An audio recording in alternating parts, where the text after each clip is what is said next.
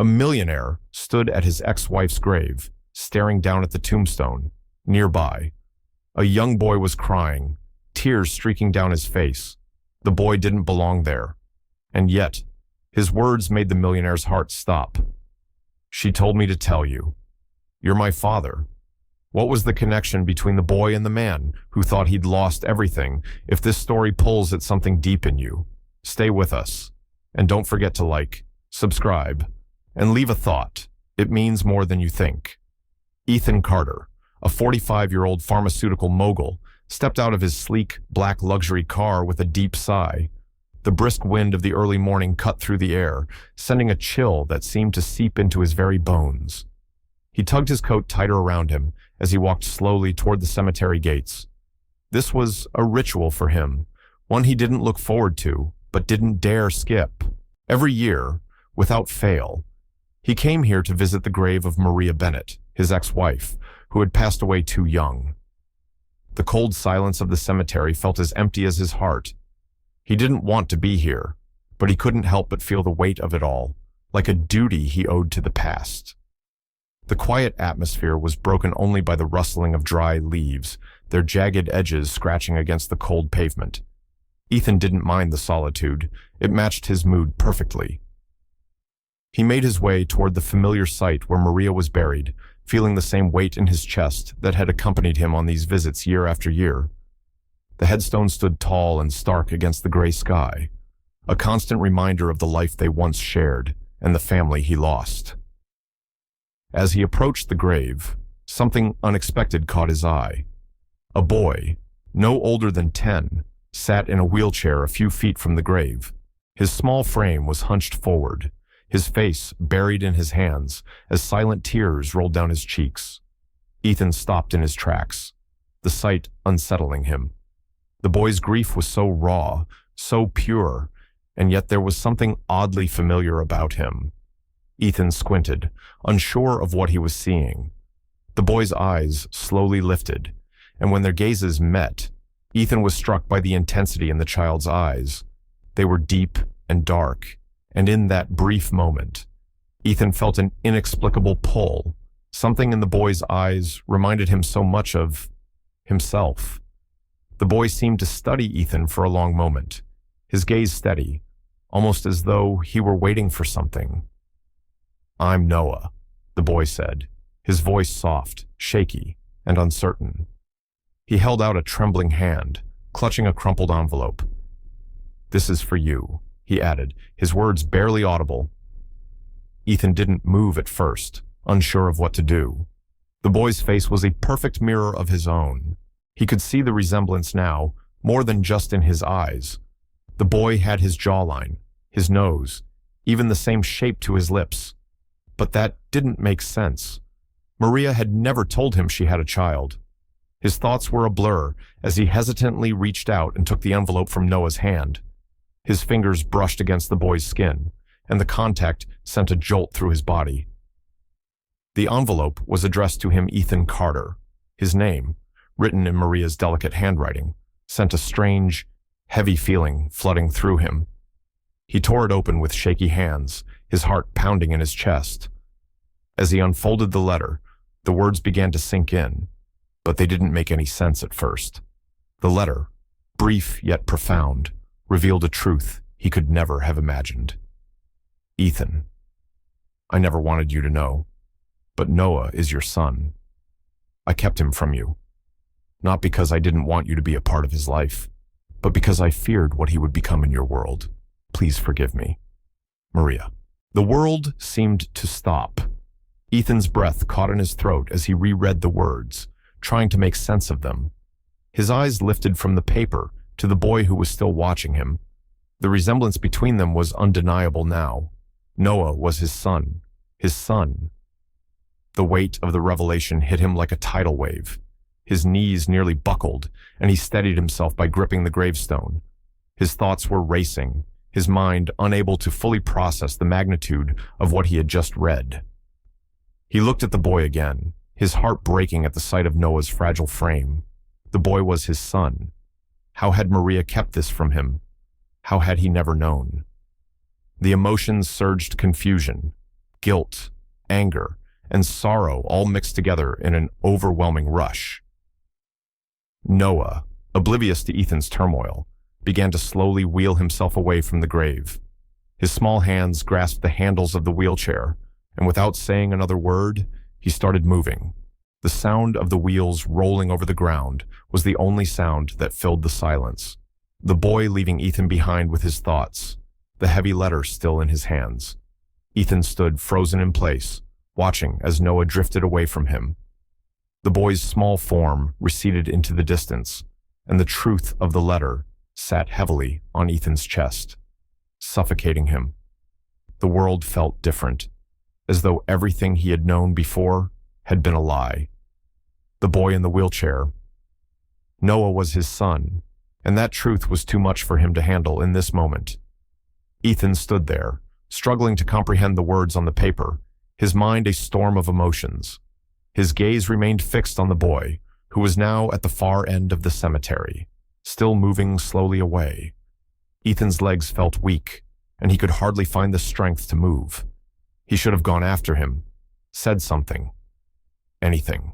But he remained motionless, staring at the empty space between them, knowing deep down that things had changed forever. Ethan sat alone in his spacious office, the sleek glass walls of the skyscraper offering a panoramic view of Manhattan's skyline. The office was immaculate modern, efficient, and cold, much like him. It had always been a space where decisions were made, deals were struck, and his empire expanded. But today, the space felt suffocating. His mind wasn't on the stock reports or the quarterly projections in front of him. His thoughts kept returning to one thing: Noah. Noah, the boy who had suddenly appeared in his life, turning everything upside down. Ethan had tried to distance himself from the overwhelming truth, to focus on the cold, logical world of business where he felt at home. But the image of the boy, sitting in that wheelchair with eyes that mirrored his own, haunted him. The letter from Maria, his ex-wife, whom he hadn't truly thought about in years, still lay open on his desk. The words etched into his memory: Noah is your son. The DNA test results sat next to the letter, the evidence clear and undeniable. Ethan had hoped, if only for a moment, that it was a mistake, that somehow some error had been made. But no, it was true. The boy was his flesh and blood. The thought alone sent a wave of unease through him. Ethan was a man of certainty, a man who built his empire on facts and reason. But this was different. How could he have been so blind? How could Maria have kept this from him for so long? As his mind reeled, Ethan stood up, pacing the length of the office. He tried to ignore the gnawing guilt that settled in his stomach. His life had been driven by the pursuit of success, by the hunger for power and control. But now, with the reality of Noah's existence crashing down on him, he felt something he hadn't experienced in years: doubt. Was he the kind of man who could be a father? Could he change enough to be the kind of parent Noah needed? The boy had been staying at his mansion since Ethan brought him there. Medical care had been arranged, of course, but Noah's condition seemed to worsen with every passing day. Ethan had tried to spend time with him, to connect, but he didn't know how. Every time he saw Noah, he saw not just his son, but a reflection of his own failures. Ethan had never been present for Noah's life. He had never been there to protect him, to give him a chance to be more than just another casualty of a life he hadn't chosen. Ethan sank into the chair behind his desk, his fingers brushing the edge of the letter again. The words from Maria echoed in his mind. She had kept Noah away from him, out of fear. But fear of what? Fear of the man Ethan had become. Fear of the life that would have awaited their son in his world of cold boardrooms and corporate ambition. The thought was unbearable. He had been so focused on his career, so consumed with climbing higher and higher, that he had missed the most important thing: what it meant to truly live, to truly love and protect another human being. He had no idea how to be a father, but he had no choice now. This boy, this fragile, lost child, needed him. Ethan leaned back in his chair, closing his eyes, willing himself to make sense of it all. His mind kept racing, but no answers came. His world, which had been so clear and well-ordered, now felt like it was crumbling around him. He had always prided himself on being in control, but now that control felt like a distant memory. The phone on his desk suddenly rang, breaking the silence. Ethan glanced at the screen. Noah's doctor. His heart skipped a beat as he answered. "Mr. Carter, this is Dr. Fisher. I'm afraid there's been a significant decline in Noah's condition. We need to talk as soon as possible. It's worse than we thought." Ethan felt a chill wash over him. His throat tightened, and for a moment, he could barely breathe. He had known Noah's health was bad, but hearing those words, hearing that it was worse than they had anticipated, struck him harder than he could have imagined. He hung up the phone, staring at the empty space in front of him. The weight of the situation was unbearable. His thoughts spun. What was he supposed to do? He couldn't undo the years of neglect, couldn't take back the time he had missed, but he had to try. Ethan stood up again, pacing once more, his mind going in circles. He couldn't ignore it anymore. The truth had arrived, and he couldn't escape it. He had a son who needed him. And it was time for Ethan Carter to decide what kind of man he would be from here on out. He didn't have all the answers. He didn't even know where to begin. But one thing was clear. He couldn't keep running. He had to face the past, face the mistakes he had made, and somehow find a way to move forward for Noah's sake. The days that followed the revelation about Noah were a blur for Ethan. He couldn't escape the weight of it, no matter how hard he tried to focus on work. He sat through countless meetings, giving orders, making decisions, but his mind was never truly present. It wandered to Noah, the boy who had been hidden away from him for so long, the child he should have known, the child he was supposed to protect. Now that Noah was here, living in his mansion, Ethan struggled to find his place in the boy's life. Each day that passed, Ethan became more aware of the growing distance between them. He had spent years building an empire of wealth, but the human connection he now faced felt far beyond his ability to grasp. Noah needed a father, and Ethan had no idea how to be one. His mind was filled with conflicting emotions, a deep sense of guilt for missing out on Noah's childhood, a reluctance to open himself up emotionally, and an overwhelming sense of duty that felt foreign to him. Noah, on the other hand, seemed to sense the hesitation in Ethan. The boy spent his days in quiet solitude, rarely speaking unless spoken to. He would sit by the window, staring out at the garden, his face often etched with sorrow. Ethan had tried to engage with him, tried to make small talk, but Noah's answers were always brief and distant. It was clear that the boy longed for something deeper, something Ethan wasn't sure he could offer. One evening, Ethan was sitting alone in his study, reviewing documents, when he heard the faint sound of Noah's wheelchair rolling down the hall. Ethan looked up, expecting to see Noah just passing by, but instead, the boy stopped in the doorway of his office. Noah's frail body seemed even more fragile in the dim light of the study. He looked hesitant, as though unsure whether to disturb Ethan or not. Noah's eyes met Ethan's, and for the first time, the boy's usual composure cracked. His eyes were red, his face pale, and there was a tremor in his hands as he gripped the arms of his wheelchair. The sight hit Ethan harder than he could have imagined. He wanted to look away, to retreat into the safety of his office and his business world, but he couldn't. There was something in Noah's eyes that wouldn't let him. Noah opened his mouth to speak, but his voice faltered. "I'm sorry," he whispered, his words barely audible. "I just wanted to know my dad." The words were like a punch to the gut. Ethan's heart twisted painfully in his chest. He had heard people speak of loss before, of regret, but nothing had ever felt so real, so sharp. Noah's simple confession broke through all the barriers Ethan had built around himself. It was a raw vulnerability, a plea for connection from the child who had been denied so much. Ethan felt the weight of Noah's words settle on him, but he couldn't find the right response. How could he explain all the years he had missed? How could he express the conflicting emotions that swirled within him? He had built his life around control, around numbers, power, and business decisions. But this was different. This was human. This was real. Noah's eyes searched Ethan's face, as if hoping for something, some sign that he hadn't made a mistake in reaching out. But Ethan could only tighten his grip on the coffee mug in his hands, the cool ceramic, offering him a fragile sense of calm. His throat felt tight, the words stuck behind a wall that had long been built up and reinforced with years of professional detachment. "I'm sorry," Noah repeated softly, as if somehow blaming himself for Ethan's inability to respond. He started to turn the wheelchair away, his shoulders sagging in defeat, but before he could leave, Ethan's voice broke through the silence. "No, Noah," he said, his voice rough. "You don't have to apologize." Noah froze, his body stiffening slightly as if surprised by the words. Ethan stood up, feeling a weight lift off his chest as he approached the boy. For the first time, he saw Noah not just as a child in need of medical care, not just as a stranger to him, but as his son, his flesh and blood. The moment stretched out between them, neither one knowing what to say next.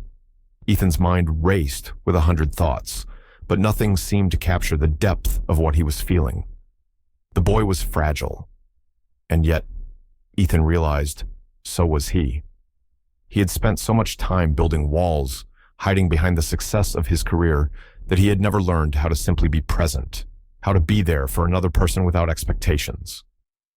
Noah looked up at him, his eyes full of longing and uncertainty. "Do you want me here?" he asked, his voice trembling slightly. The question hung in the air, and for a moment, Ethan was at a loss for words. Did he want Noah there? Of course, he did. But how could he explain that to the boy? How could he explain that he didn't know how to be the father Noah needed, but that he wanted to try instead? Ethan stepped forward and gently placed a hand on Noah's shoulder. "I'm here," he said, his voice steady but softer than it had been before. "I'll be here for you. We'll figure this out together." Noah's eyes flickered with a mixture of relief and doubt, as if unsure whether to trust Ethan's words, but he didn't pull away, and for that brief moment, it felt like a small victory for both of them. Ethan knew this wasn't going to be easy. The road ahead was uncertain, filled with emotional struggles and the weight of the past, but he also knew, deep down, that this was the beginning of something important, a journey he hadn't anticipated, but was now committed to. As Noah wheeled himself out of the room, Ethan sat back down at his desk, staring out the window at the city lights below. He had always prided himself on being able to control everything in his life, but this was different. He couldn't control this. He couldn't fix this with money or power. It was going to take something more, something he wasn't sure he had within him, but for the first time in a long time, he was willing to try. Ethan's mind wandered to the future, to the challenges that lay ahead. Noah's condition continued to worsen, and the thought of losing him, of not being there for him, gnawed at his insides. He had to do more. He had to make things right, for both of them. Noah needed him, and maybe, just maybe, Ethan could be the father he had never been. Ethan sat alone in his office, his fingers tracing the edge of the polished wooden desk. The familiar hum of the city outside was barely audible, but in his mind, it felt like the world was collapsing inward. He had spent his entire life building something: his career, his empire, his reputation. Yet, here he was, staring at a family photo that seemed to mock him. The picture, now faded with time, showed a much younger Ethan with his ex-wife, Maria. Her face smiled back at him, a face he had once known intimately. For a long time, he couldn't bring himself to think about her, not after the divorce, not after the painful separation that had left so many things unsaid. But now, as he sat in the same office, where he had made countless life-altering decisions, memories of their time together came flooding back. The days when they were happy felt like another lifetime, and the love they once shared seemed like a distant echo. He remembered the laughter, the shared dreams, the moments when they believed they could conquer anything together. But then, there was the heartbreak, the quiet drift, the growing distance between them that neither of them could bridge. He had become so focused on his work, on the pursuit of wealth and power, that he had failed to notice the cracks in their relationship until it was too late. He had ignored her needs, her feelings, until she couldn't stay anymore. And once she left, once they parted ways, he buried everything. He buried the love, the pain, and most of all, the regret. His gaze shifted from the photo to the boy in the wheelchair. Noah was sitting by the window, his small body hunched over slightly, gazing out at the world beyond the glass. The boy was so quiet, so still, that for a moment, Ethan wondered if he was even aware of his presence. He couldn't help but feel a strange sense of déjà vu. The way Noah sat, the way he looked out the window, so introspective, so alone. Ethan had seen that look before, many years ago, in the eyes of the woman he had once loved, Maria. Ethan stared at Noah for a long moment, and then it hit him. This boy, his son, was a living reminder of the past he had tried so hard to forget. The same eyes, the same quiet demeanor, the same thoughtful way of looking at the world. It was as if Noah had inherited every trait that Maria had once shown him. The connection was undeniable, and with that realization came the sharp sting of guilt. He had been absent, both from Maria's life and now from Noah's. He had allowed his career, his ambition, to eclipse the one thing that had truly mattered. His mind wandered back to the years when Maria had spoken of having a child. He remembered the casual mentions, the fleeting comments she had made about wanting to have a family someday. But back then, he had never taken them seriously. They had been in their early 20s, full of plans and promises, and the future had seemed so wide open. But as time passed, those dreams had faded, and the conversations about children had stopped altogether. It wasn't until now that the pieces of the puzzle started to come together. He had been a part of Noah's life all along, in ways he could never have imagined. He had never known it, but he had been absent for the boy's birth, his first steps, his struggles, everything that had shaped him into the young man sitting quietly by the window. Ethan leaned back in his chair, his eyes fixed on Noah. He felt an overwhelming mixture of emotions, regret, guilt, confusion, and a strange sense of responsibility that he hadn't expected to feel. His world, which had once been so neatly arranged and carefully controlled, was now anything but that. He had no idea how to be a father, how to step into the role that had been thrust upon him so suddenly. I shouldn't be involved in this, Ethan thought to himself, his chest tightening as he struggled with the turmoil inside. But I already am.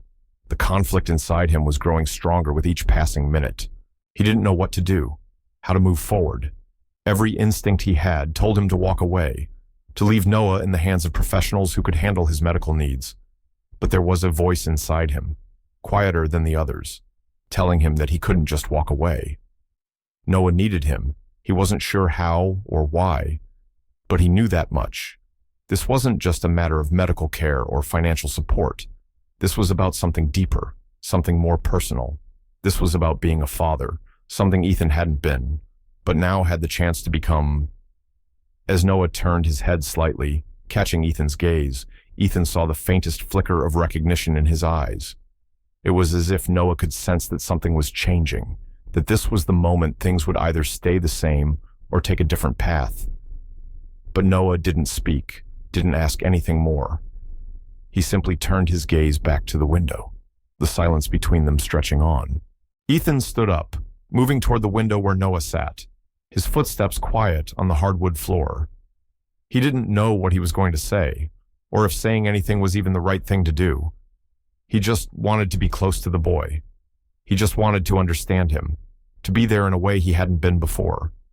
But as he reached Noah, he hesitated. A part of him still wanted to retreat back into the safety of his office and his world of certainty. But that same voice inside, the voice he had ignored for so long, pushed him forward. He had to try. For Noah, for Maria, for himself. Noah looked up at him again, his expression soft but distant. Ethan didn't know how to bridge the gap between them, but in that moment, he made a decision. He would start, not with words, but with presence. He would show up. He would stay. And somehow, in time, he would find a way to be the father Noah needed him to be. "I'm here," Ethan said quietly, almost to himself. "I'm here now." Noah didn't respond, but his eyes softened, just a fraction, as if the words had reached him in a way nothing else had. Ethan stood there for a long moment, unsure of what to do next, but knowing that for the first time in years, he wasn't running away. He wasn't ignoring the past. He was facing it. And maybe, just maybe, that was the first step toward healing. Ethan found himself spending more time with Noah over the past few weeks, time that was increasingly difficult to ignore. He had always prided himself on being a man of logic, a man who could control every aspect of his life with the precision of a well-calibrated machine. But with Noah, he had no such control. It was like trying to control the tide. His world was being reshaped by this boy, this stranger who had suddenly become his son. Noah's condition was getting worse. The doctors had warned him, but seeing it firsthand was an entirely different experience. Every time Ethan looked at Noah, who was slowly wasting away in his wheelchair, his heart felt a little heavier. The boy wasn't just physically ill, there was something else there, something that Ethan wasn't sure he could understand. His thoughts would wander back to his business meetings, his deals, his empire, but all of it now felt so distant, so hollow. They had become familiar with each other's routines, Ethan taking Noah to his doctor's appointments, trying to comfort him during the long, sleepless nights. Noah would often fall asleep in his chair after one of the treatments, his frail body curled up in exhaustion. Ethan would sit by the bed, watching him sleep, thinking about all the moments he had missed. His own father had never been there for him. In a way, he was repeating history. And now Noah, like him, was stuck in a world where love and care felt distant, out of reach. One afternoon, as Ethan sat next to Noah's bed, the boy shifted in his sleep. His breathing was shallow, but he suddenly woke up with a soft gasp. Ethan's heart skipped. He had grown so used to the silence of their home that any noise, any sign of life, felt sharp and urgent. Noah looked at him with wide eyes, his face full of uncertainty, his lips trembling as if he were trying to find the words but couldn't. I miss my mom," Noah whispered, his voice cracking with emotion. "She told me things would be okay, but now I don't know anymore." Ethan felt the weight of the words hit him like a physical blow. He had known, of course, that Noah had lost his mother, but hearing him speak about it, hearing the pain in his voice, it was unbearable. Ethan had never been the type to deal with emotions, to let things like this consume him. But seeing Noah like this, so raw and vulnerable, shattered something inside him. Ethan cleared his throat, trying to steady himself. He had no experience with comforting anyone. What did a man like him, a man who built empires and closed million-dollar deals, know about offering comfort to a grieving child? But somehow, he found the words. "You're not alone now," Ethan muttered softly, his voice rough and uncertain. "I'll be here for you." The silence stretched between them as Noah processed the words. He didn't answer at first. Instead, he stared at Ethan with those same deep eyes, searching for something in him. For a moment, Ethan felt the overwhelming weight of his responsibility, the gravity of the role he was stepping into, and he wasn't sure if he was ready. But there was no going back now. After a long pause, Noah spoke again, his voice barely above a whisper. "I'm not just missing my mom, he said, his eyes dropping to his lap. We've always struggled. Money was never enough, and I always felt like a burden. My mom didn't want me to feel that way, but I did." Ethan's chest tightened. Noah's words cut through him in a way that he hadn't anticipated. He had expected Noah to speak of his mother, of how much he missed her, but not this. Not the confession of a child who had lived with the weight of financial hardship and emotional pain. Ethan sat back in his chair, feeling the air grow heavier around him. He had never known this side of the boy, the vulnerability, the quiet suffering that was so deeply ingrained in him. Ethan realized, not for the first time, how little he had truly understood. He had spent so much time chasing success, moving from one project to the next, always focused on the next big deal. But this was real. This was what life was about. People, relationships, the quiet moments of truth that you couldn't hide from. Instead of feeling pity for Noah, something else stirred inside Ethan. A deep, almost overwhelming sense of respect for the boy's courage. Here he was, a child facing an illness that no one could cure. Yet still, he fought. Not for fame, not for wealth, but simply to survive, to live. Ethan saw that now. He saw the strength in Noah, in his quiet determination to face each day despite everything. Ethan shifted in his chair, his mind a whirlwind of thoughts. Could he do this? Could he be the father Noah needed? Was he even capable of such a transformation? The idea that he could step in and be what Noah needed seemed impossible. He wasn't prepared for this.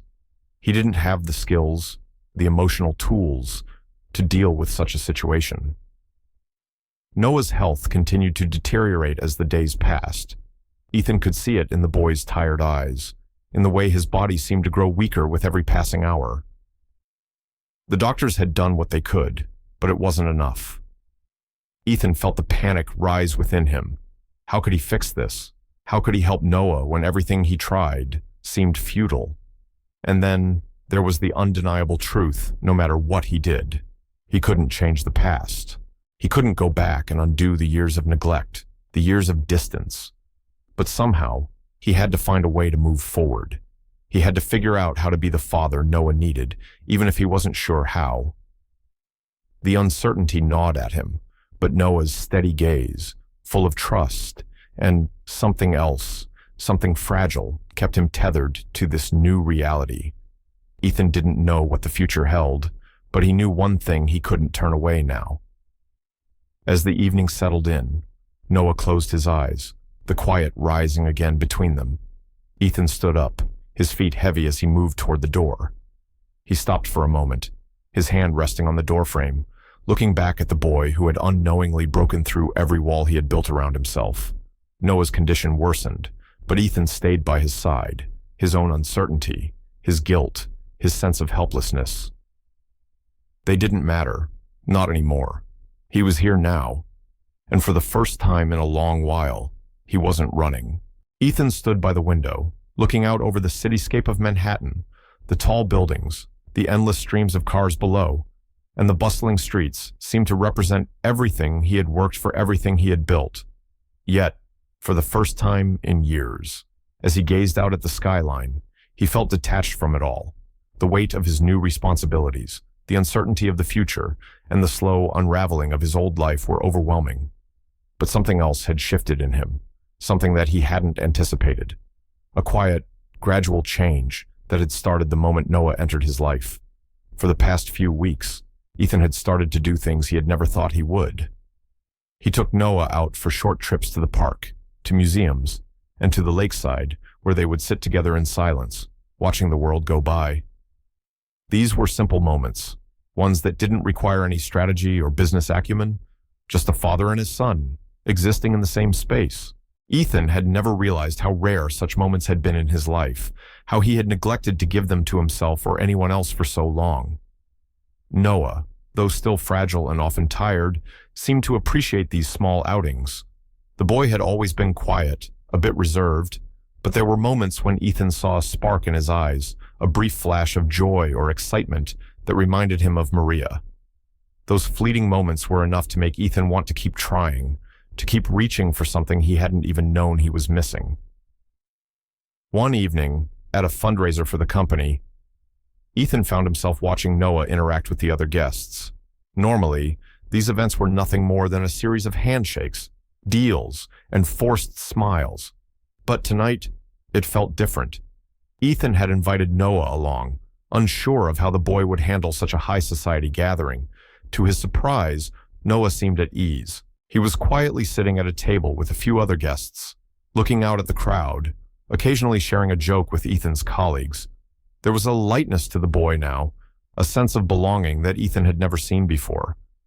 The laughter that passed between them felt genuine, something rare and simple in a world so often driven by ambition and competition.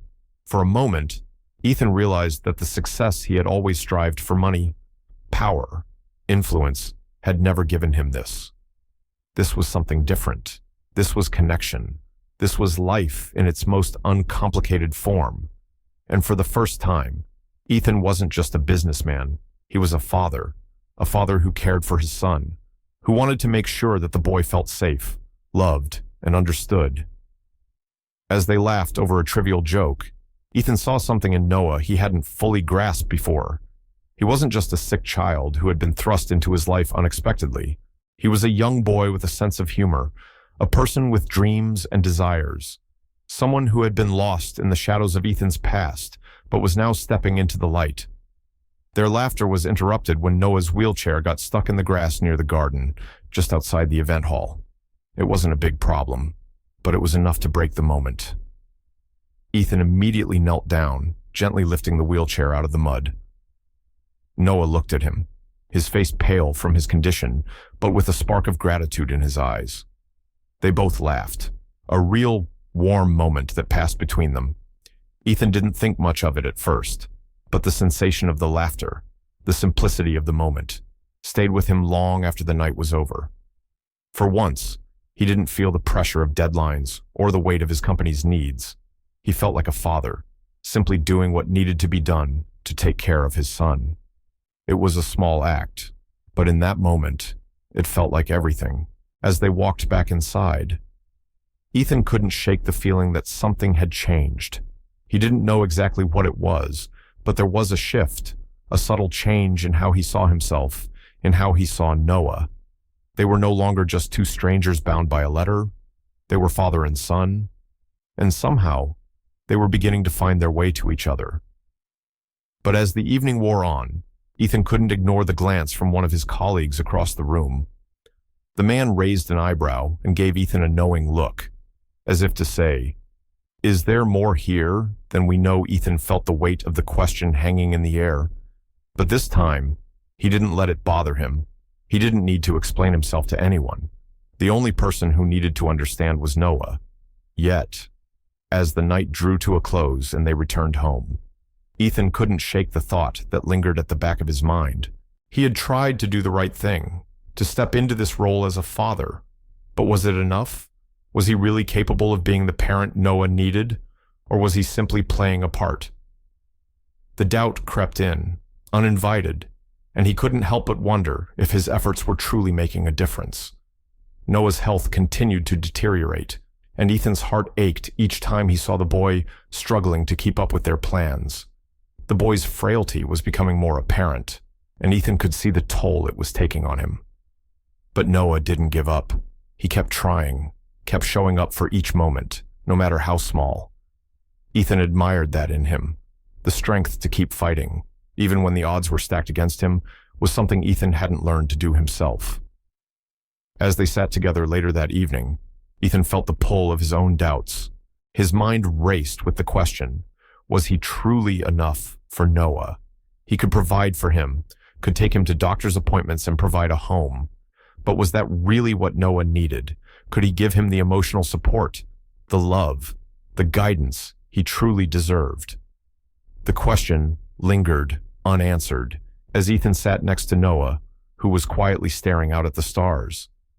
She didn't look back, but he knew something had changed. Ethan had spent the past few weeks trying to navigate the delicate balance between his business empire and his growing relationship with Noah. For the first time in years, he had started to prioritize something other than his work, something that was raw and unpredictable: his son. He wasn't sure what he was doing, or whether he was even doing it right, but he knew one thing he couldn't turn back now. Noah, despite his illness, was a constant presence in Ethan's life. And though their connection was fragile and new, it was real. They began spending more time together, going for walks in the park, visiting museums, and sometimes just sitting in silence at the lakeside, watching the world pass by. Noah's condition continued to worsen, but for a few moments each day, the boy would forget about his pain and simply exist with Ethan. And in return, Ethan tried his best to be present for him. He could see how much the boy appreciated these quiet moments, moments that had nothing to do with wealth or power. But as their bond grew, so did the scrutiny from the world around Ethan. His colleagues at Carter Pharmaceuticals began to notice the shift in him. They saw the hours he spent with Noah, the care he took to be involved in the boy's life. It was subtle at first, a comment here or there, but Ethan could feel the growing pressure. It was as if the very fabric of his existence was under a microscope. His world of corporate decisions and boardroom meetings, where success was measured in profit margins and stock prices, felt increasingly distant from the reality he was now facing. And it wasn't just his colleagues who noticed. Friends and family were beginning to whisper too. The difference between his life and Noah's was stark. Ethan's life was one of privilege, an empire built on years of hard work, money, and influence. Noah's life, on the other hand, had been marked by hardship, illness, and abandonment. The two worlds collided whenever they were seen together. People couldn't help but comment, couldn't help but ask questions. One evening, Ethan found himself at a business dinner, seated next to Henry Bellamy, an old friend and fellow CEO. Henry was a man of sharp wit and even sharper observations. Over the years, Ethan had grown accustomed to his friend's probing questions, but tonight, he felt a growing unease.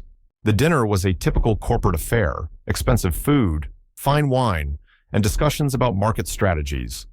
But as the conversation flowed, Henry leaned in, his gaze more focused than usual.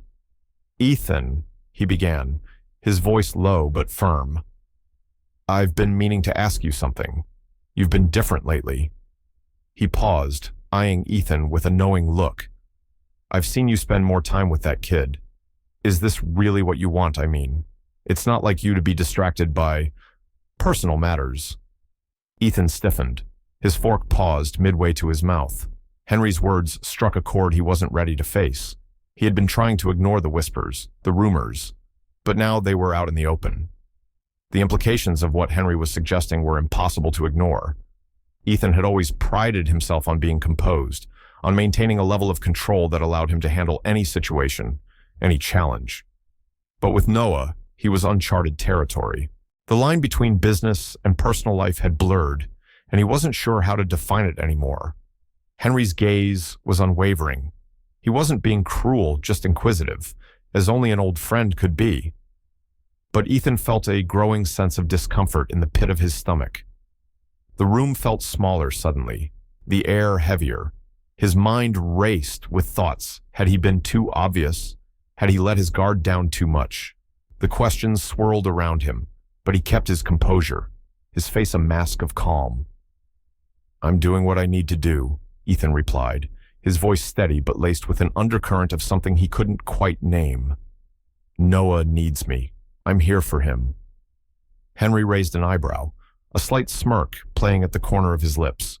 "Just make sure you know what you're getting into," he said, leaning back in his chair, clearly satisfied with his probing. Ethan's thoughts were still rattling around in his head as the conversation shifted, but the damage had already been done. The seed had been planted. Henry's words lingered like a shadow, and Ethan knew they wouldn't be easy to shake off. The growing divide between his personal life and his professional life seemed impossible to ignore now. Back at the mansion, the tension followed him home. As the days passed, Ethan found himself pulling away from Noah in small ways. He was avoiding certain conversations, deflecting questions that once would have seemed trivial. He didn't know how to reconcile what he was feeling with what he had built. He didn't know how to be the father Noah needed while still being the CEO the world expected him to be. Noah, for his part, seemed to sense the shift. The boy had always been quiet, but now there was an even greater sense of distance between them. He would retreat into himself more often, sitting by the window for hours, staring out at the city lights, his eyes clouded with thoughts Ethan couldn't reach. The boy's health continued to deteriorate, his body growing weaker with each passing day, and Ethan found himself drowning in guilt. He had promised Noah he would be there, but now, when the boy needed him most, Ethan was unsure of how to bridge the gap between them. One afternoon, as Ethan passed Noah's room, he heard the boy's soft voice calling out to him. It was tentative, almost as if he wasn't sure whether Ethan would hear or respond. Ethan stepped into the room, his heart tightening at the sight of Noah sitting in his wheelchair, his small body frail and worn. "Dad?" Noah asked softly, the word hanging in the air between them. Ethan's chest constricted, but he didn't answer right away. Instead, he stood there, caught between the man he had been and the man he needed to become. There was a long pause before he finally spoke, his voice low. "I'm here, Noah," Ethan said, the words sounding more like an apology than a reassurance. Noah didn't respond immediately. Instead, he just looked up at Ethan, his eyes searching, as if trying to understand something he couldn't quite put into words. Ethan knew he wasn't fooling the boy. The truth was written all over his face. The silence between them grew, and Ethan felt himself retreating again, a distance growing that he wasn't sure how to close. As the evening drew to a close, the house felt colder than it ever had before, and Noah, as always, retreated into his thoughts, just out of reach. Ethan lay awake that night, staring up at the ceiling, unable to escape the thoughts that filled his mind. The pressure was building, the weight of his choices and the distance between him and Noah felt suffocating. His inner turmoil gnawed at him, and he wasn't sure how much longer he could keep pretending he had everything under control. The next day, Noah was quieter than usual, withdrawn even more so than the days before, and Ethan couldn't ignore it any longer. The question lingered, sharper than ever. Am I really the parent Noah needs? Ethan had always been comfortable in these grand spaces, the glittering chandeliers that hung from the ceilings, the polished marble floors, the sparkling glasses of champagne being passed around. This was his world, the world of high society, business deals, and corporate mingling. For years, it had been the air he breathed, the world that he had built with his own two hands. But tonight was different. Tonight, Ethan wasn't just a businessman, and Noah wasn't just a child. He was a boy in a wheelchair, struggling to fit into a world that was so foreign to him. And yet, Ethan couldn't help but wonder if this was exactly where Noah needed to be. Noah sat quietly beside him in the back of the limousine, his hands resting in his lap, his gaze fixed on the passing city lights. The boy looked out of place, but Ethan had insisted he come along, wanting to give him a glimpse of this world. It was important, he thought, for Noah to see what was out there, what could be possible, what could be within reach. But as the car rolled up to the towering venue, Ethan could already sense Noah's discomfort. The gala was being held at the prestigious Metropolitan Hotel in New York, and it was a night to remember. This was no ordinary event. It was a celebration of Carter Pharmaceuticals reaching a new milestone. The ballroom gleamed under soft golden light, the crowd dressed in their finest attire, exchanging pleasantries over cocktails and hors d'oeuvres. But Noah didn't see the elegance. He saw the distance, the cold stares, the whispers of a world he couldn't understand, one that seemed so far from the life he'd known. Ethan's hand rested lightly on Noah's back as they entered the room, guiding him through the crowd. The boy's shoulders were tense, his eyes darting from one stranger to another. Ethan could feel the unease radiating from him, the weight of not belonging pressing down on him like a heavy coat. Noah was small and fragile, his thin frame barely noticeable among the sea of powerful men and women. But Ethan couldn't ignore the way Noah was shrinking into himself, his insecurity palpable in the air around them. "Don't worry," Ethan murmured as they passed through the crowd. "Just stick with me. You're not alone." Noah looked up at him briefly, offering a faint, uncertain smile, but it was a smile nonetheless, and Ethan took it as a sign that maybe, just maybe, Noah was starting to trust him. As they made their way to a quieter part of the ballroom, Ethan introduced Noah to a few of his colleagues. The reactions were polite but distant, as expected. Noah's presence seemed to unsettle some of the more high-strung guests, who clearly weren't used to having someone from a different world in their midst. It was the same look that Ethan had grown accustomed to over the years, the one that told you, in no uncertain terms, that you didn't belong. But Ethan didn't care. Not tonight. He guided Noah to a table, where a few guests had gathered.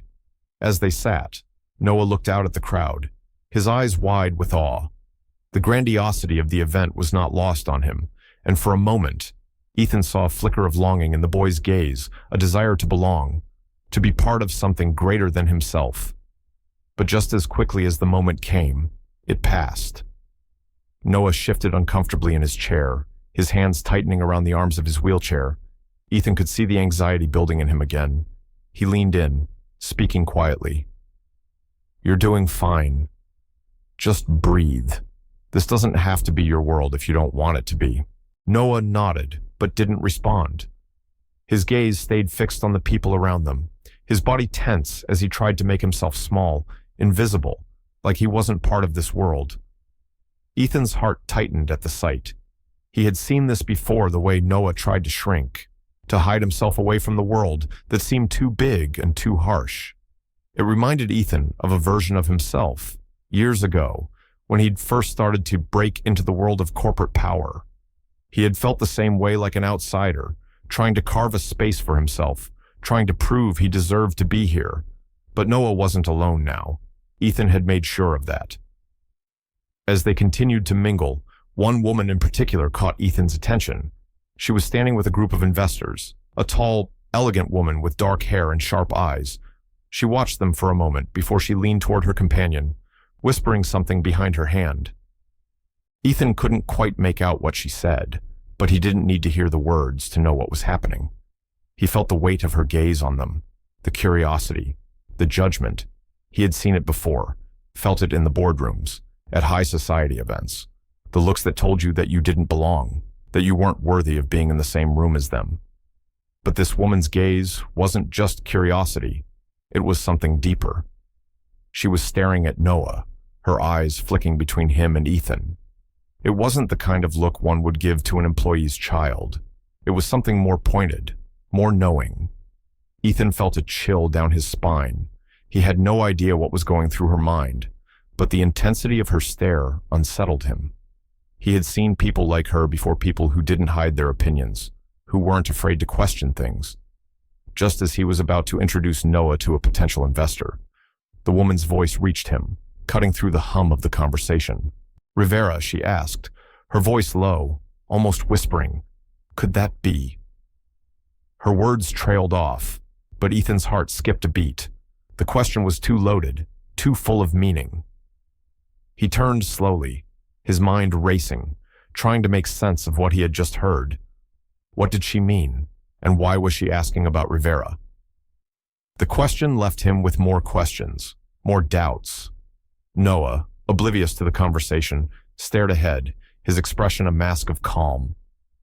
Ethan could feel the weight of the moment. He could sense that something was shifting, something was unraveling beneath the surface. This wasn't just a casual question. There was more to it, something about Noah's past, his connection to this world Ethan was now part of. Ethan had always thought he was in control, that he understood the rules of this world. But now, as the woman's words echoed in his mind, he realized that he didn't know as much as he thought. He didn't know what secrets Noah might be hiding, or what ties the boy had to this world of power and privilege. And as Noah sat there, unaware of the storm brewing around him, Ethan realized just how little he truly understood about the boy who was now his responsibility. He glanced back at the woman, who was still watching them with a raised eyebrow, her gaze unreadable. For a moment, Ethan considered confronting her, asking what she meant, but he didn't. Instead, he turned back to Noah, who was quietly shifting in his wheelchair, his gaze now downcast. Ethan's mind was racing. What had she meant by that? What was the connection between Noah and the world that Ethan had spent so many years building? Noah looked up at him, his eyes filled with quiet uncertainty. The boy seemed to be asking a question without speaking, one Ethan couldn't answer. And for the first time, Ethan wasn't sure he had the answers at all. The aftermath of the gala lingered over Ethan like a dense fog, one he couldn't seem to escape. The glitz and glamour of the event had faded, and what remained was a gnawing unease. It wasn't just the cold stares from the guests, or the uneasy way Noah had fidgeted in his wheelchair. It wasn't even the lingering question of what that woman had meant by her cryptic comment about Rivera. No, the weight Ethan felt came from something deeper, a realization he wasn't yet ready to confront. He sat at his desk in the sleek, modern office of Carter Pharmaceuticals, the room bathed in the afternoon sunlight. The skyline of Manhattan stretched out beyond his window, a reminder of everything he had built, everything he had worked for. But today, the view did little to comfort him. Instead, it felt distant, like something out of reach, a world that didn't belong to him anymore. He had started to dig into Noah's past, feeling the growing need to understand where the boy came from, what kind of life he had lived before Ethan's world had crashed into it. Noah had been so quiet since the gala, retreating into himself more than usual. Ethan had noticed the way his shoulders slumped, the way he looked away whenever Ethan tried to speak to him. It was as if the boy had already resigned himself to the fact that he didn't belong here, that he didn't fit into Ethan's world. Ethan couldn't blame him. This world was nothing like the one Noah had known, the one where survival was a daily struggle, where people like Ethan's family had the power to change everything, to shape lives in ways that could destroy them just as easily as they built them. He shook his head, pushing the thought away, and focused on the file in front of him. It was an old business file, yellowed at the edges, filled with paperwork that seemed to belong to another time, another era of his life. He had almost forgotten about it until now. The contents were dull, filled with numbers and legal jargon that made Ethan's eyes glaze over. But then, amidst the reports and stock prices, he saw it, Maria Bennett's name. Ethan's breath caught in his throat as he leaned forward, his fingers brushing the yellowing paper. Maria. His mind raced back to the years before the divorce, to the arguments, to the heartbreak. She had always been so much more than he had ever acknowledged, so much more than the woman he had been angry with. She had been a mother, a person with a history, a past that he had never really known. He scanned the document quickly, his heart beating faster as he read the details. It was a business transaction, a major investment his father had made in a small company, one that had eventually gone under. The investment had been risky, and his father had made the call to pull out at the last minute, a decision that led to the company's downfall. The kind of decision his father had made countless times over the years, a decision that had never once given a second thought to the people on the other side. But this time, there was something different. Maria had been involved in that company. In fact, she had worked there before her untimely death.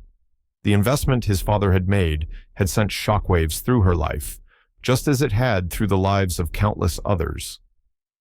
It was clear now, Maria had been a part of that world in ways he hadn't realized, ways that would have put her at odds with his father. The connection between Noah's family and his own business empire was undeniable. The walls between them, the ones Ethan had spent so many years building, were not just figurative, they were literal. A sinking feeling washed over him. He had known that his family's wealth had come at a cost, but he hadn't understood just how far that cost reached. His father's ruthless decisions, the ones that had once seemed so distant to Ethan, had shaped everything about Noah's life. Maria had kept the boy hidden, kept him away from the world Ethan had created, out of fear. Fear of what his father's empire might do to them. Fear of being swallowed whole by the very system that had already destroyed her. Ethan's mind spun, the pieces of the puzzle falling into place one after another. It was the first time he had truly understood the depth of Maria's actions. She hadn't kept Noah from him out of spite, out of malice. She had kept him hidden because she had no other choice. The world they were in the world Ethan had built was a dangerous place for a child like Noah. The room felt smaller now, the walls closing in on him. He set the file down and ran a hand through his hair. He couldn't just ignore this. He couldn't simply push it aside and move on. Not this time. There were consequences to his father's actions, and they were still rippling through the lives of the people he had left behind. People like Maria, people like Noah. He stood up abruptly, his chair scraping loudly against the floor as he walked over to the window, staring out at the city below. He had always believed that success was measured by what you built, by the wealth and the power you acquired. But now, as he looked out over the skyline, he realized that the true cost of his success was something far greater than he had ever imagined. A knock at the door snapped him out of his thoughts. He turned to see his assistant, Sarah, standing in the doorway. "Ethan, you've got a call," she said, her voice steady but laced with a hint of concern. "It's from Greg Johnson. He says it's urgent." Ethan felt a cold shiver run down his spine. Greg Johnson was a former colleague, someone who had been with him during the early days of Carter Pharmaceuticals. They had worked side by side, building the company from the ground up. But Greg had left years ago, and Ethan hadn't heard from him in months. The urgency in Sarah's voice didn't sit well with him. "Put him through," Ethan said, his voice barely above a whisper. As he settled back into his chair, the phone in front of him rang. He picked it up, his hands slightly trembling. "Ethan," Greg's voice came through the receiver, sharp and cold. "I need to talk to you about something you won't like." Ethan swallowed hard. "What is it?" Ethan, Greg continued, his voice lowered now. "You're not just dealing with your father's legacy anymore. This involves you too." The words hit Ethan like a punch to the gut. His breath caught in his throat. What did Greg mean? What had he uncovered? For the first time in a long while, Ethan felt the ground beneath him shift. He wasn't prepared for what came next, but he knew that his life, his world, was about to change. Ethan sat at his desk in the dimly lit office, the cool metallic glow of his computer screen the only source of light. His gaze drifted out the window to the sprawling city below, a city he had built, commanded into something that had both defined him and, for so long, shielded him from the world outside. Now, it felt more like a prison, a gilded cage that he had walked into willingly, but now, more than ever, felt suffocating. The weight of the truth about his father's role in Noah's family's downfall hung heavily on Ethan's shoulders. The business decisions, the ruthless investments, the cold disregard for people like Maria, all of it had been part of the world he had so proudly built. But now, as he looked at his own reflection in the window, he saw something he hadn't recognized before the face of a man responsible for more than just the success of his company. He was responsible for a broken family, for lives disrupted, for the fear Maria had lived with.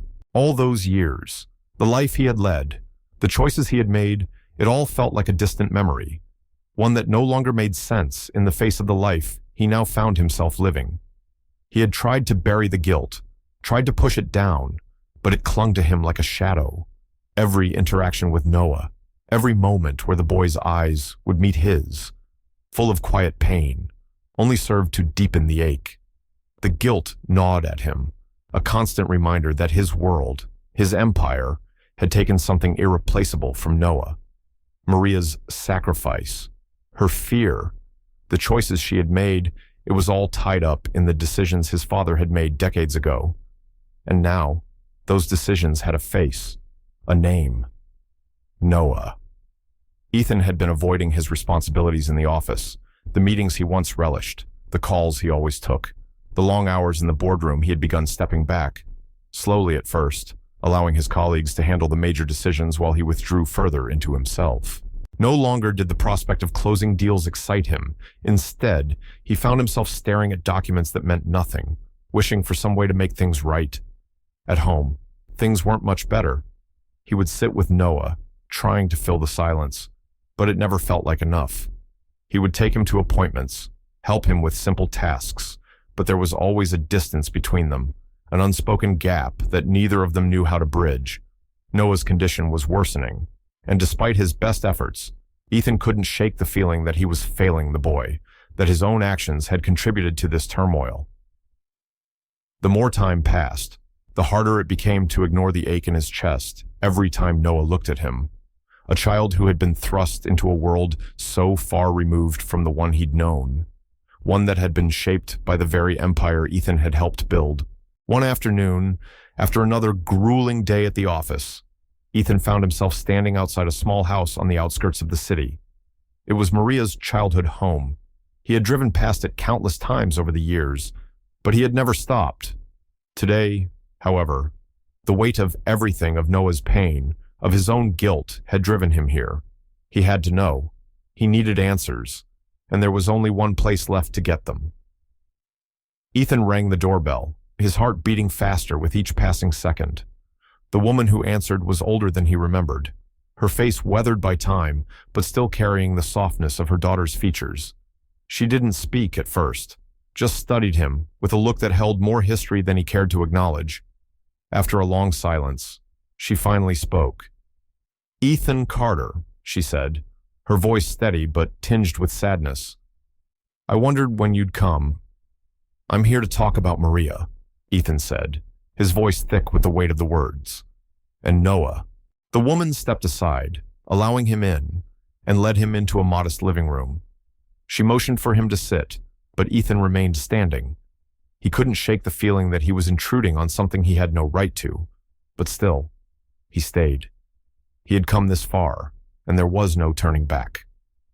Maria's mother sat down across from him, her eyes soft but guarded. "Maria always feared this day would come," she said, her voice quiet but firm. "She never wanted you to find out. She kept Noah hidden from you because she was afraid. She was afraid of what your world would do to him, to them both." Ethan swallowed hard, trying to absorb the weight of her words. "I didn't know," he whispered, his voice breaking. "I didn't know what was happening to them, what my father had done." Maria's mother sighed deeply, her eyes filled with a mixture of sorrow and understanding. "She loved you, Ethan. But she feared you too. She knew what your world could do to a child like Noah. She knew the risks, and she made a choice. She thought it was the best choice for him."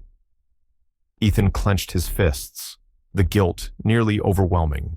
He had spent his entire life in the pursuit of power, wealth, success, thinking that those things would fill the emptiness inside of him. But now, standing here, hearing the truth about Maria's sacrifices, it all felt so meaningless. The things he had fought so hard for had caused pain, had broken lives, had kept him from the very people who mattered most. "I've made mistakes," Ethan said, his voice shaking. "I can't change the past, but I need to make things right. For Noah, for Maria." Maria's mother gave him a sad smile. "You can't change the past, Ethan, but you can make a future for Noah. He needs you, but you need him too. You've been running from yourself for too long. Now, it's time to face what you've left behind." The words hung in the air between them, and for the first time in years, Ethan felt a flicker of something resembling hope, but it was fragile, barely a whisper against the storm of guilt that raged within him. Later that evening, Ethan found himself at the Children's Hospital making a donation. It wasn't much, just a small gesture compared to the wealth he had amassed, but it felt like something, a step toward redemption. He had met with several families affected by diseases similar to Noah's, listening to their stories, hearing their pain. He could never fully understand what they were going through, but he could listen. He could help in small ways. And for the first time in a long while, he felt like he was doing something real. "I'm not doing this for love," he muttered to himself as he left the hospital. "I'm doing this because I need to make things right." When he arrived home late that night, he found a message waiting for him. It was from Noah's doctor. "We need to talk about Noah's condition." The words sent a chill through his body. He knew the message meant something serious, something that he wasn't ready to face. As he read it again, a knot tightened in his stomach. He had been trying to make things right. But what if it was too late? Ethan could feel the weight of every moment pressing against him as he drove to the doctor's office. The weight of everything. His thoughts were clouded with doubt and confusion. But one thing had become painfully clear. He could never undo the damage his family, his father, had caused to Noah and his mother. He couldn't change the past, no matter how many apologies he offered or how many actions he took. The scars left behind by the decisions of his past, decisions that had shaped his present, were permanent. The sleek, imposing glass building of the medical center loomed ahead. Ethan parked and stepped out of his car, his mind racing, and made his way through the sterile lobby to the elevator. As the doors closed with a soft ding, he leaned against the wall, closing his eyes for a moment. He didn't know how much longer Noah had. The doctors had been kind in their words, but they were clear in their assessment. Noah's condition was deteriorating at an alarming rate. The boy was fighting, but Ethan could see that. Despite the brave face he wore, the boy was terrified. When the elevator doors opened, Ethan's heart skipped a beat. He had been here so many times now, but each visit felt like it would be the last. He stepped into the sterile corridor and found Noah sitting in a small room, his frail body leaning slightly forward in the wheelchair, his hands resting in his lap. He looked so small, so helpless. Yet, there was something in his eyes that refused to let go of hope. He was trying to convince himself that everything would be okay, that this wasn't the end. "Hey, champ," Ethan said softly as he stepped inside, trying to keep his voice steady. Noah looked up at him, his face lighting up with a weak smile. "Hi, Dad," he whispered. Are we going to be okay?" Ethan could feel his throat tighten as he sat beside him. "We're going to do everything we can," he said, his voice breaking just slightly. He had promised Noah's mother that he would always look after him, but the truth was, he hadn't known how deeply his failure would sting. "The doctors are working hard. They're doing everything they can." Noah nodded, but his eyes looked away, focusing on the window across the room. Ethan could tell he didn't believe the words. He didn't believe it would be okay, not when the future seemed so uncertain. It was in that moment, as Ethan watched Noah's hopeful expression slowly fade into a mask of worry, that the full weight of what he had done, the role he had unknowingly played in creating this mess, hit him like a ton of bricks. The guilt had always been there, lurking in the background, but now it was suffocating. His father's decisions, his own failure to be the father Noah needed, were part of this. But that guilt, that overwhelming sense of helplessness, shifted. It transformed. For the first time since he'd met Noah, Ethan stopped thinking about what he had lost and started thinking about what he still had left. He couldn't change the past, but he could still do something. For Noah. The doctors arrived shortly after, and they discussed Noah's condition in clinical terms, as they always did. But it didn't matter what they said anymore. Ethan had heard enough. He could feel the fire inside him, a renewed sense of urgency and determination. After the appointment, Ethan didn't go back to his office. Instead, he went to a quiet corner of the hospital, pulling out his phone and making a series of calls. He contacted a colleague at Carter Pharmaceuticals, a person who had once been instrumental in starting the company's philanthropic wing. Ethan's voice was firm as he explained the situation. There was no hesitation in his words. "We need to fund research into pediatric neuromuscular diseases," Ethan said, his voice steady but determined. "This is no longer just about business. It's about doing the right thing." He hung up and looked out the window, his heart pounding in his chest. The weight of responsibility had never felt heavier, but there was something else now, a flicker of hope. Later that evening, as Ethan sat in his study at home, he found himself staring at the phone in his hand, scrolling through old photos of Maria. He hadn't looked at them in years. The memories of their time together were bittersweet, and he hadn't allowed himself to reflect on them for a long time. But now, he couldn't look away. In some strange way, seeing her face again gave him a sense of clarity. He could feel her presence in the room, a reminder of the woman he had once loved, the woman who had entrusted him with her child, even though she had feared him, even though she had kept him from Noah. He let out a slow breath, his fingers tracing the edge of the phone. It was too late to undo the damage, but it wasn't too late to make a difference. He had made mistakes. Yes. But this was his chance to do something meaningful, to fight for the future, for Noah. As he sat in the quiet of the house, the sound of Noah's soft breathing coming from the room down the hall, Ethan couldn't help but wonder, was this what it meant to truly be a father, to fight for your child, even when you feel you've failed them in every possible way? Was he capable of being the father Noah needed, or was it too late for redemption? Ethan's phone buzzed, breaking him from his thoughts. He glanced at the screen, seeing the name of Noah's doctor. We need to talk about Noah's condition." Ethan's breath hitched as he stared at the message. His hands shook slightly, the weight of the words sinking into his chest. It wasn't good news. He knew that, but he couldn't stop now, not after everything. He stood up, walking over to the window and looking out at the city below. The lights flickered in the distance, a reminder of everything he had fought for. But as he stood there, he realized something. He didn't need to save the world. He couldn't, but he could save Noah. Ethan stood at the front of the boardroom, the long, polished table stretching out before him, surrounded by the familiar faces of the board of directors at Carter Pharmaceuticals. The same faces that had always been a part of his life, the ones who had helped shape the empire he had built. His hands rested firmly on the edge of the table, his posture straight, shoulders squared. He had come a long way from the man who once let business decisions define him, to the one now advocating for something far more important than profits. His voice was steady, unwavering. "I propose that we completely overhaul our priorities," Ethan declared, meeting each of their eyes. "We can no longer stand by and focus solely on the bottom line. It's time we invest in something that truly matters." A murmur rippled through the room, skepticism hanging in the air like a thick fog. Ethan knew what was coming next: opposition, resistance. It was always the same when he challenged the status quo. But this time, he was ready. He had nothing to lose and everything to gain. "We can't afford to divert funds away from our current projects," one of the directors, a man in his mid-60s, responded, his voice laced with concern.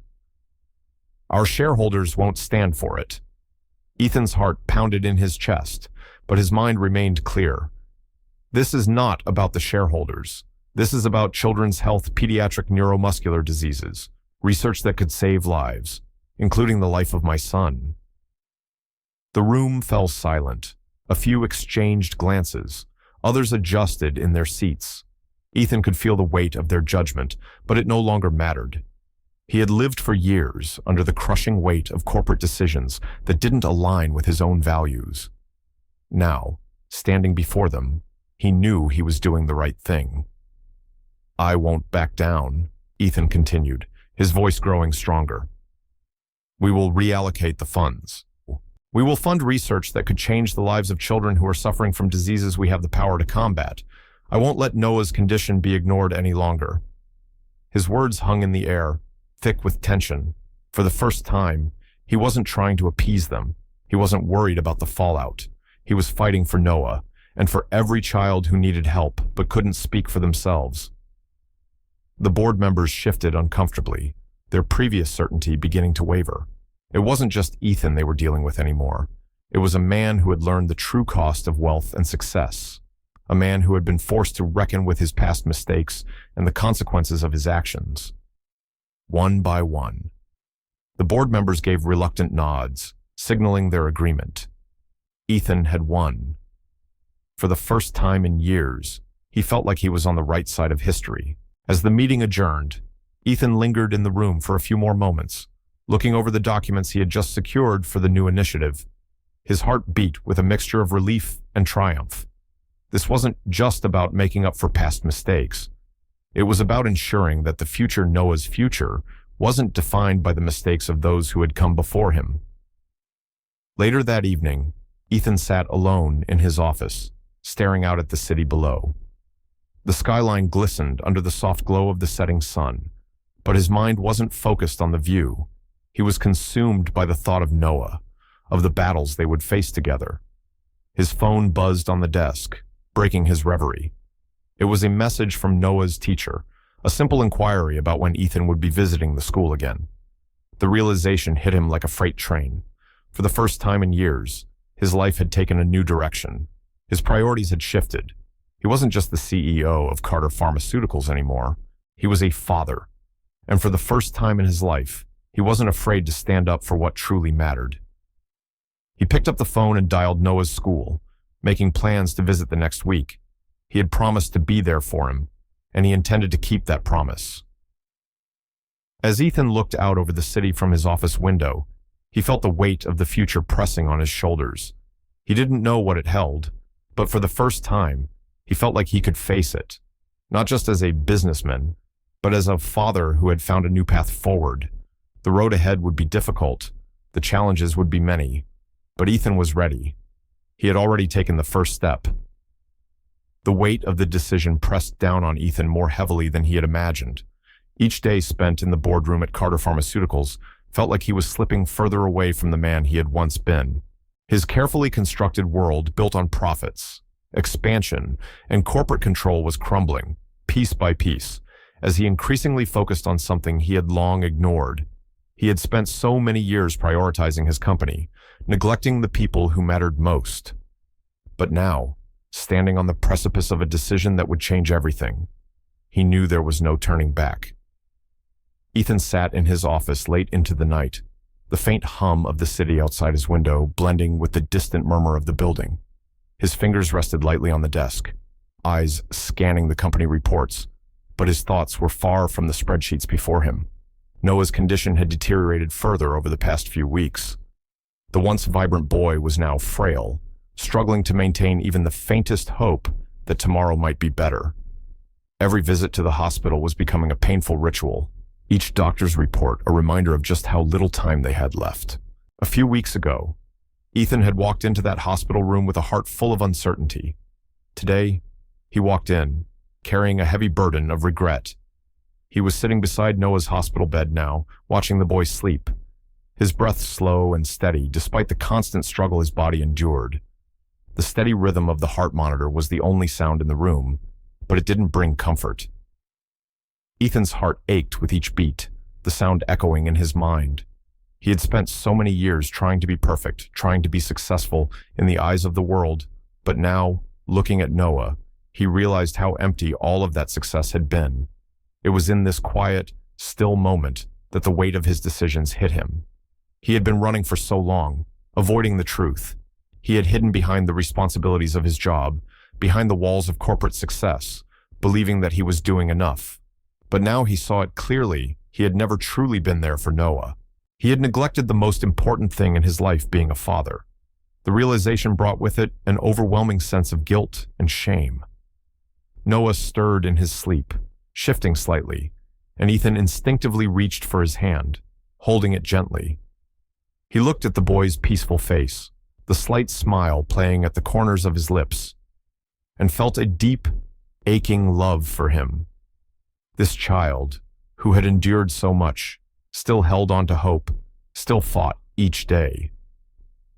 And Ethan realized in that moment that Noah's fight was his fight too. As Noah's hand lay in his, Ethan made a decision, one that would shape the rest of his life. His thoughts were clear now, his priorities stripped bare.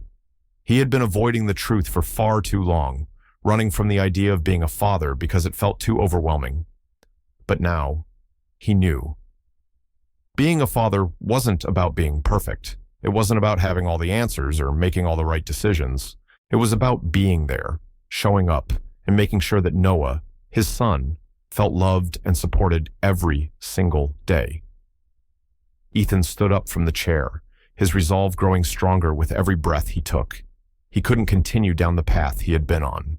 The company, the board, the endless demands, they would all have to take a back seat. It was time for him to take control of his own life, to step out from under the shadow of his father's legacy and his own expectations. With steady hands, Ethan reached for his phone and dialed the number for the boardroom. It felt surreal, even as he waited for the call to be answered. The voice on the other end was familiar, but it was no longer the voice he wanted to hear. "Hello, Ethan," came the voice of his executive assistant, John. "How can I help?" "I need to speak to the board," Ethan said, his voice firm and decisive. "I'm stepping down as CEO of Carter Pharmaceuticals effective immediately." There was a long silence on the other end of the line. Ethan could practically hear the disbelief in John's voice as he asked, "What, Ethan? Are you serious?" "Yes," Ethan replied. "I'm serious. I need to be with my son. This company, it's not where I belong anymore. The only thing that matters is Noah, and I need to be there for him." Another pause. Then, John's voice, softer now. I'll set up the call, but you know what this means, right? The company, your legacy. This is a huge decision. I know, Ethan said quietly, but this is the right one for me. For Noah. I'll handle the fallout. Just make the arrangements. As he ended the call, Ethan felt a weight lift off his shoulders. It wasn't the end of the world. It was the beginning of something new. He was choosing his family, choosing to be present, to love Noah the way he should have all along. The decision was a shock to the business world, and it would undoubtedly reverberate throughout his career. But he wasn't afraid. For the first time in years, he felt free. Ethan returned to Noah's side and gently stroked his hair. The boy's eyes fluttered open, and he gazed up at Ethan, a faint glimmer of recognition in his eyes. Ethan leaned down, brushing a kiss on Noah's forehead, and whispered, I'm here now. Noah, I'll never leave you again. Tears filled his eyes as Noah smiled weakly, his small hand gripping Ethan's. In that moment, Ethan knew that everything had changed. He wasn't just a businessman anymore. He was Noah's father, and he was ready to embrace that role with all his heart. The weight of his past decisions, the pressure of his career, and the harsh expectations he had placed on himself all seemed to melt away in the warmth of Noah's touch. He had chosen the future he wanted, and that future was about love, family, and redemption. But as Ethan sat there in the quiet of the hospital room, holding Noah close, a new question lingered in the back of his mind. Could he make things right, not just for Noah, but for himself? Ethan's decision to step down as CEO of Carter Pharmaceuticals had rippled through his life in ways he had never anticipated. The immediate fallout was swift and brutal. The media was relentless, a frenzy of speculation and confusion surrounding his sudden departure. Headlines screamed about the downfall of one of the most powerful men in the pharmaceutical industry. Business pundits analyzed every move, every word, looking for signs of weakness, wondering what had prompted Ethan to forsake his legacy. In the office, the reactions were no less harsh. His colleagues, once his closest allies, were now his critics.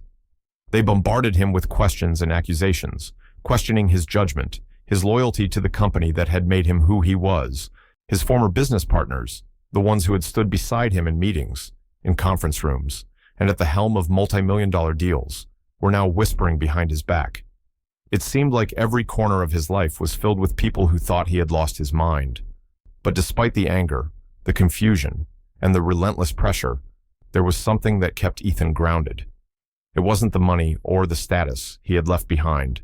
It was the clarity he felt about his decision. For the first time in years, Ethan felt like he was standing on solid ground. The weight of corporate ambition and legacy had been lifted, but in its place was something more fragile and, somehow, more real. His phone buzzed with messages, but one call stood out. It was his mother. "Ethan," she said, her voice soft but steady. "I heard the news. I just wanted to call and tell you that I understand. You made the right choice." Her words were a balm to his soul, soothing a part of him he hadn't realized was hurting.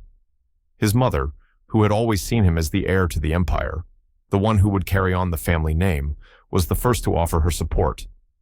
Ethan had expected disappointment, anger, or even silence, but instead, his mother reminded him of what truly mattered: family. "I know you're doing this for Noah," she continued, "and that's all that matters. Sometimes, the hardest decisions are the ones that change everything." Ethan sat back in his chair, a strange sense of peace beginning to settle over him. For so long, he had been trapped in the cycle of success, achievement, and expectation. But now, as he faced the reality of his choices, he realized how detached he had been from the very thing that had always been there for him: his family. Noah, his mother, the people who mattered most. And yet, he had neglected them in pursuit of a life that had never truly fulfilled him. The phone call was brief, but it left Ethan with a feeling of warmth he hadn't expected. For the first time in years, he felt a connection to his family that went beyond obligation or expectation. His mother's understanding had cut through the noise of the world, reminding him that sometimes the greatest success is choosing the people you love over everything else. But while Ethan was finding solace in his family's support, the corporate world had not forgotten him. The board of Carter Pharmaceuticals was furious, and they were determined to take control of the company. Ethan had known it would come to this. Their hunger for power was insatiable, and his sudden exit left a vacuum that they were eager to fill. He had prepared for their anger, but the reality of it still stung. The board members convened for an emergency meeting, and their message was clear. They would not let Ethan walk away so easily. The company was theirs, not his. They had worked too hard, built too much, and now they were ready to take full control. Ethan had been the figurehead, but they were the ones with the real power. "I knew this was coming," Ethan muttered to himself as he stared out the window of his office, the city skyline stretching before him. He wasn't surprised by their response, but the weight of it hit him harder than he expected. The pharmaceutical empire he had helped build was slipping through his fingers, and there was nothing he could do to stop it. The message from the board was delivered with cold precision. They would fight him at every turn, challenge every decision he made, and make it clear that his time at the helm was over. Ethan's future with the company was all but finished, and the life he had built, his entire identity, was about to be taken from him. But as the weight of the situation settled on him, something inside Ethan shifted. This was the moment he had been waiting for, the moment he had needed to face in order to truly understand what mattered. The company, the wealth, the legacy, none of it had brought him peace. The only thing that had ever truly mattered was Noah. And now, it was time to focus on him, to be the father he had promised to be. Ethan stood up from his desk, a sense of finality washing over him. He had no intention of fighting the board or trying to regain control of a world that no longer held meaning for him. He had made his choice, and there was no turning back. The future was uncertain, but for the first time in years, he was okay with that. He had a new path now, one that would lead him to Noah, to healing, and to a life that mattered beyond the walls of Carter Pharmaceuticals. The phone buzzed again, and Ethan glanced at the screen. It was Noah's teacher, asking when he would return to visit the students again. Ethan smiled softly, realizing how much had changed. He had gone from a life of corporate power and endless meetings to a life that now centered around the simple joys of being a father. The shift was gradual, but it was real. He pressed his hand to the window, watching as the lights of the city flickered in the distance. This was no longer his world. It was a new world, one he had yet to fully discover. As Ethan turned away from the window, his phone buzzed again, this time with a message from Noah's doctor. "We need to talk about Noah's condition." The words hit him like a punch to the gut. The reality of Noah's illness was more tangible now, more real. Every day felt like it was slipping away, and Ethan knew that time was something he couldn't control. He had made a promise to be there for Noah, but the weight of that promise, the fear of losing him, was more overwhelming than anything he had ever faced before. But he wasn't running anymore. He had made his decision, and he was going to keep it. No matter what the world had in store for him, no matter what came next, Ethan was ready to face it. He was ready to fight for Noah's future, even if it meant leaving everything else behind. Ethan had never imagined that his life would be reduced to a series of difficult choices between business and family, between profit and integrity, for months. He had been juggling both worlds, trying to support Noah through his medical treatments while also defending his decision to step away from the corporate empire he had built. He had been confronted with pushback from his colleagues, the board of Carter Pharmaceuticals, and even his closest friends. Everyone seemed to question his resolve, his commitment to both his family and his business. But he knew, deep down, that the decision he had made to step away from the corporate world was the right one. Now. As he prepared to speak out at a crucial community meeting, Ethan was once again faced with the tension between his past and his future. The room was packed with prominent figures from the healthcare industry, members of the media, and a host of concerned citizens. The event was meant to address the state of healthcare in America, and Ethan had been invited to share his perspective. As he stood before the crowd, he could feel the weight of his decision to speak out bearing down on him. This was more than just a speech. It was a battle for everything he had worked for, everything he had sacrificed. Ethan had always been the man who spoke with authority, who commanded a room. But today, his voice was different. There was a tremor in his words, a vulnerability that had never been there before. "We can no longer continue to prioritize profits over people," he began, his voice steady but filled with emotion. "The healthcare system we've built is failing the very people it's supposed to protect. I'm here to say that we need to put health first, no matter the cost." His words hung in the air like a challenge, a stark contrast to the world he had once been a part of, a world where profits were the only thing that mattered. He could see the faces of his former colleagues in the crowd, some nodding in agreement, others frowning, clearly uncomfortable with his message. Ethan knew that this would not be a popular stance, not in a room full of people whose livelihoods were tied to the very system he was criticizing. But as he continued, Ethan felt a shift within himself. The words that had once been so difficult to say now flowed freely. He spoke not as the CEO of a pharmaceutical giant, but as a father who would do anything for his son. And in that moment, the power of his conviction rang through the room, resonating with the audience in ways he hadn't expected. The applause was muted at first, hesitant. But as Ethan finished speaking, the room was filled with a sense of quiet recognition. His message had landed. The battle he had been fighting against the system, against his own guilt, and against the expectations of those around him was now being heard. As the meeting continued, Ethan took his seat, his heart pounding in his chest. He felt exposed, raw, but for the first time in months, he felt a sense of peace. He had done what he knew was right. He had chosen love over profit, integrity over convenience. But as he glanced around the room, he saw the familiar faces of the board members, the men and women who had once been his closest allies, now looking at him with disdain and disbelief. This wasn't just about funding for medical treatments, it was about Ethan's soul. He had spent years building an empire, but he realized now that it had all been for the wrong reasons. The wealth, the success, the accolades, they meant nothing in the face of Noah's illness.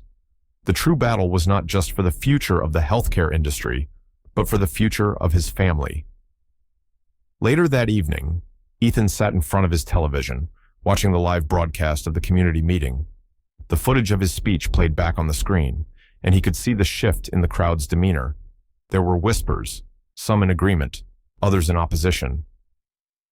But one thing was clear: Ethan had taken a stand, and now there would be no going back. The phone rang just as he was about to turn off the television. It was the board, his colleagues, the ones who had been waiting for him to make a mistake. They wanted to meet with him in the morning. Ethan knew what that meant. They were going to challenge him, test his resolve, and try to strip him of the decision he had made. They would fight to keep control of Carter Pharmaceuticals, and they would stop at nothing to do it. But Ethan was ready.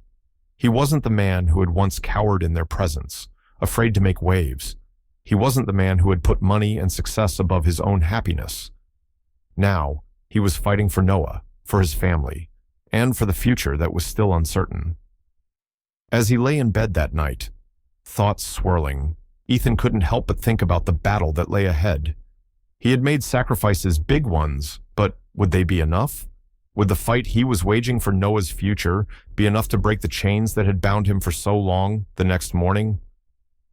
Ethan found himself face to face with the board in a televised meeting. The tension in the room was palpable, and Ethan could feel the weight of their gaze on him as he stood at the podium. His hands were steady as he spoke, but the stakes had never been higher. "I will not back down," he said, his voice firm. "Carter Pharmaceuticals is not just a business. It's a lifeline for countless people. But if we continue down this path, if we continue to prioritize profits over people, we are doing a disservice to the very reason this company exists." The room was silent, the board members looking at him with a mixture of disbelief and fury. Ethan knew this battle was far from over, but for the first time in his life, he felt like he was truly fighting for something worth fighting for. It wasn't just about saving Noah, it was about changing the world, one decision at a time. The meeting ended, and Ethan stepped outside into the cool morning air, his heart racing. He had made his stand, and now it was up to the world to decide if it would accept it. But for Ethan, there was no turning back. He had fought for Noah's future, and in doing so, he had finally reclaimed his own. As he walked away from the building, he couldn't help but feel a sense of relief. The battle for his soul, for his love, and for his son's future was just beginning. But for the first time, Ethan felt ready to face whatever came next.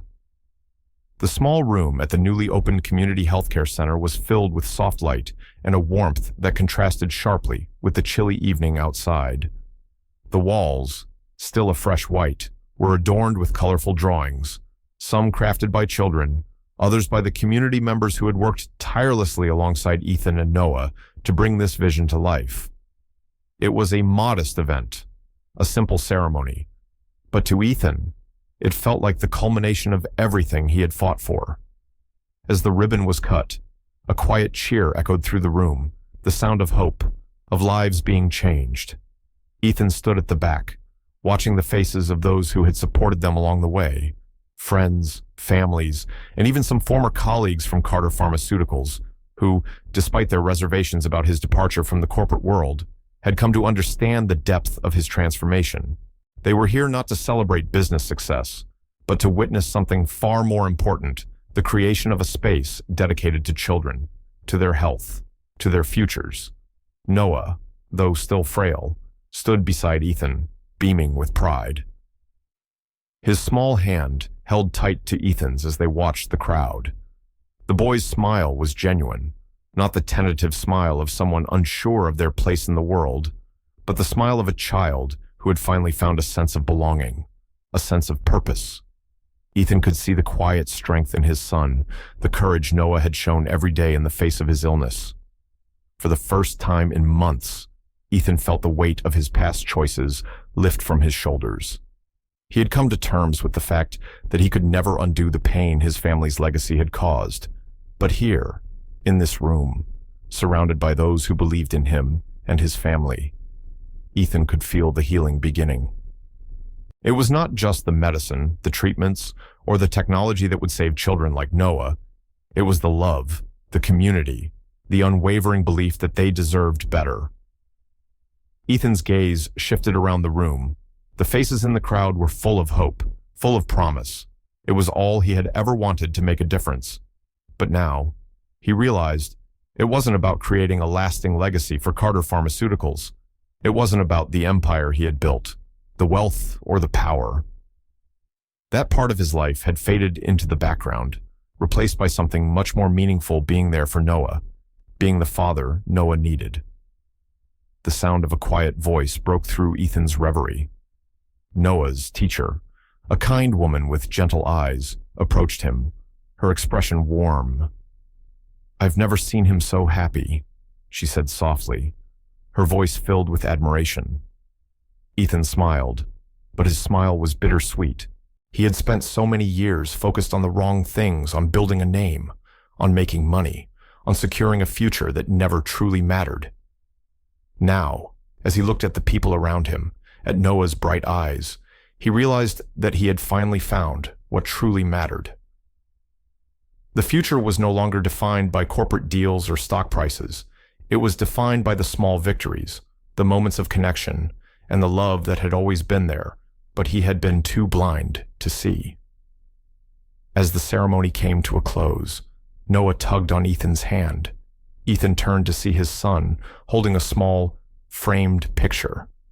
It was a drawing, one that Noah had created just for him. The image showed the two of them, standing side by side, smiling together. Ethan's heart swelled as he took the picture from Noah's hands. The simplicity of the drawing was powerful in its honesty. It was a moment captured in time, a reflection of how far they had come. It wasn't a perfect picture, but it didn't need to be. What mattered was that it was theirs. Ethan looked down at the drawing, the weight of it grounding him in that moment. They don't need to be exactly the same to be together, he thought to himself, the realization washing over him like a wave. They just need to be looking in the same direction. Noah had taught him that. The world they had built together, the life they had begun to create, was not defined by their differences, but by their shared commitment to one another. They had both been broken by the past Ethan, by the choices he had made, and Noah, by the weight of his illness, but together, they had started to heal. As Ethan stood there, holding the picture in his hands, he knew that the healing was far from over. There would be more battles, more obstacles to overcome. But for the first time in his life, he felt at peace. He had finally chosen the right path, and in doing so, he had found something he hadn't realized he had been searching for all along. The future was uncertain, but one thing was clear: the journey that had started with uncertainty, with guilt, and with pain, was now leading to a place of hope. Ethan had no idea what tomorrow would bring, but with Noah by his side, he knew they would face it together. They were no longer alone. As they walked out of the community center, the sun had begun to set, casting a golden glow over the city. Ethan glanced down at Noah, whose hand was still firmly clasped in his. Together, they stepped into the future, not knowing exactly where it would take them, but certain that they were no longer defined by the past. And for the first time in years, Ethan felt the promise of a new dawn on the horizon. The night was calm, the city lights flickering softly outside the window. Ethan sat with the drawing Noah had given him, the small picture of their quiet togetherness. It wasn't grand or perfect. It didn't have to be. Sometimes, the things we need most are the ones that seem the simplest. In a world full of noise, he had found peace in something small, and maybe that's enough. The shadows didn't disappear, but the light they cast was no longer so harsh. There's a quiet power in choosing to stay, even when the path is unclear. And perhaps that's where true strength lies, continuing, without needing to know how it all ends. He looked at the drawing again, and in his heart, he knew the journey ahead was uncertain, but it was theirs to walk together.